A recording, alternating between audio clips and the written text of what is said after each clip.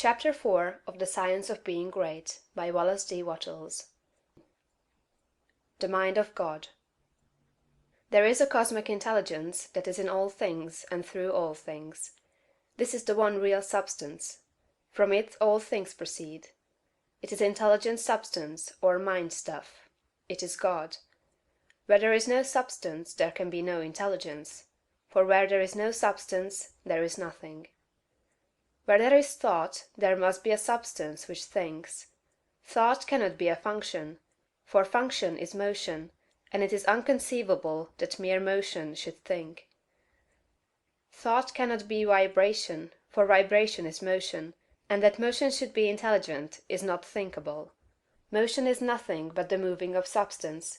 If there be intelligence shown, it must be in the substance and not in the motion. Thought cannot be the result of motions in the brain. If thought is in the brain, it must be in the brain's substance, and not in the motions which brain substance makes. But thought is not in the brain substance, for brain substance, without life, is quite unintelligent and dead. Thought is in the life principle that animates the brain, in the spirit substance, which is the real man.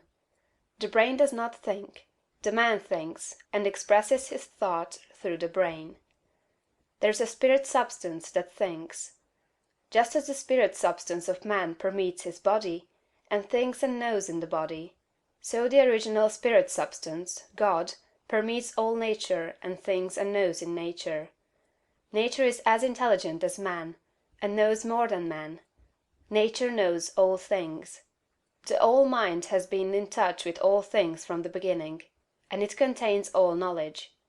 Man's experience covers a few things, and these things man knows.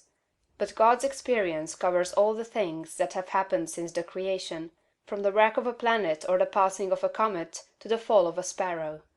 All that is and all that has been are present in the intelligence that is wrapped about us, and enfolds us and presses upon us from every side.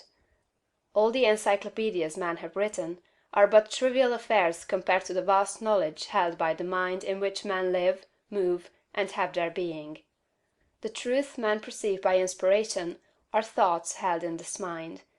If they were not thoughts, man could not perceive them, for they would have no existence, and they could not exist as thoughts unless there is a mind for them to exist in, and the mind can be nothing else than a substance which thinks. Man is thinking substance, a portion of the cosmic substance. But man is limited, while the cosmic intelligence from which he sprang, which Jesus calls the Father, is unlimited. All intelligence, power, and force comes from the Father. Jesus recognized this, and stated it very plainly. Over and over again, he ascribed all his wisdom and power to his unity with the Father, and to his perceiving the thoughts of God. My Father and I are one. This was the foundation of his knowledge and power. He showed the people the necessity of becoming spiritually awakened, of hearing his voice and becoming like him. He compared the unthinking man who is the prey and sport of circumstances to the dead man in a tomb, and besought him to hear and come forth. God is spirit, he said. Be born again, become spiritually awake, and you may see his kingdom. Hear my voice, see what I am and what I do, and come forth and live. The words I speak are spirit and life. Accept them, and they will cause a well of water to spring up within you. Then you will have life within yourself. I do what I see the Father do, he said, meaning that he read the thoughts of God. The Father shows all things to the Son. If any man has the will to do the will of God, he shall know truth. My teaching is not my own, but his that sent me. You shall know the truth, and the truth shall make you free. The Spirit shall guide you into all truth. We are immersed in mind, and that mind contains all knowledge and all truth. It is seeking to give us this knowledge, for our Father delights to give good gifts to his children.